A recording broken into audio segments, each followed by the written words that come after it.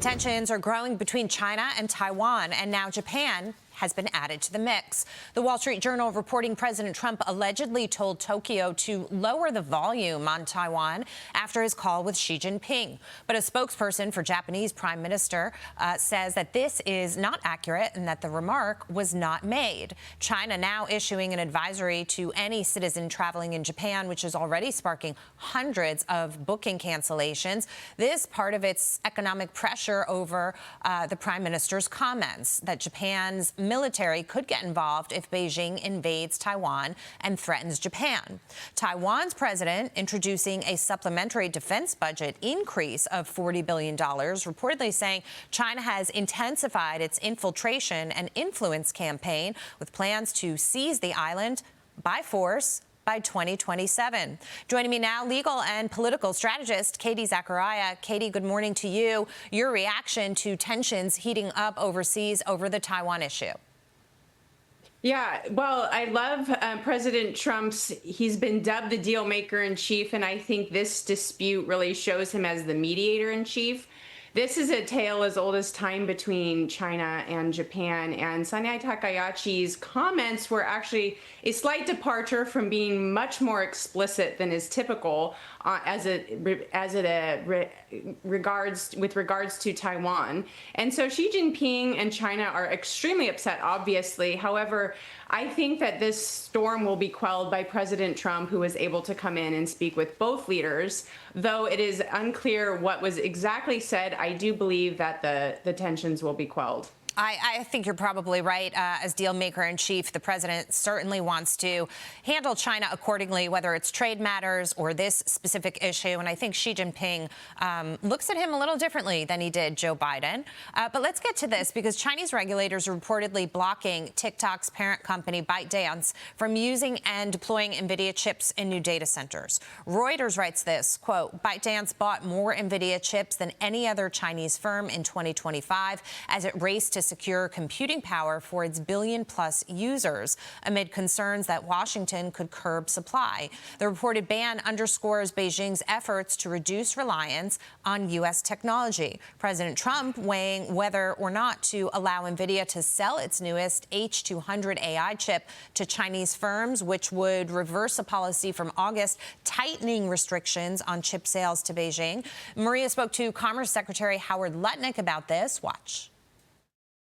Do you think that there's going to be any movement in terms of President Trump allowing those chips to get to China? Donald Trump's going to decide what chips, if any, we sell to China. That's on the president's desk. He's going to decide how he wants to take care of it. And that's the benefit of having Donald Trump be the president of the United States, is he's making that decision with advice from everybody. We produce the best chips in the world. It's our ingenuity. It's our way of entrepreneurship, right? The best chips in the world, NVIDIA chips. We have got the ball. We are making the investment. You see it, 500 billion, 500 billion, 500 billion, 500 billion. We're going to invest for power. We're building those data centers that compute in America. There is no country close. We've got the lead, we've got the ball, and we are going to win the AI race. Count on us. Count on America. We are the winner. Katie, there's no doubt that we're producing the best AI chips right now, but the concern is the more you send them overseas to China, the more ability that they have to copy those. Your thoughts on what we should be sending and what we shouldn't? You're absolutely correct. Look, after living in China, what I saw in Beijing is they are very good at replicating, not, in my opinion, as great at innovation. And we run a huge risk, as President Trump knows, if we're sending our best technology to China and then they are replicating it, we put ourselves really at a disadvantage and them at the advantage. And this isn't that different from this tension with rare earth minerals either. President Trump and Xi Jinping understand that we need a deal right now as it pertains to rare earth. We also need to independently start manufacturing, start refining our own rare earth minerals for national security purposes. And China is conversely doing the same with these chips. They know that they need to start domestically manufacturing them so they can also have independence and national security from on their end and not rely on the United States to provide them with the most advanced. So as Secretary Lutnick said, it is up to President Trump. I do believe he will absolutely absolutely have an America First policy that will put our national security at the top priority. And then China will obviously start their own domestic, and has started, but really their race to make the semiconductors and these chips the best that they can. But I do not think, and I do not believe they will be able to compete with the top that NVIDIA has done. Okay, Katie, the U.S. granting a one-year extension on some tariff exclusions for Beijing industrial and medical imports under Section 301. Reuters reporting China also buying 10 cargoes of U.S. soybeans this week, worth roughly $300 million, just one day after the phone call between President Trump and China's Xi. Maria spoke with Agriculture Secretary Brooke Rollins on the trade deal this week and how it's impacting farmers. Watch this.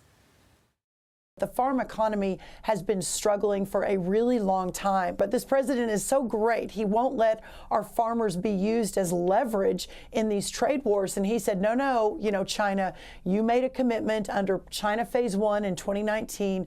We've got to fill that commitment. We're not going to use our soybean farmers as leverage. And yes, just last night, we had another $300 million purchased from China. China has historically bought 65 to 70% of American soybeans. They are the best beans in the world.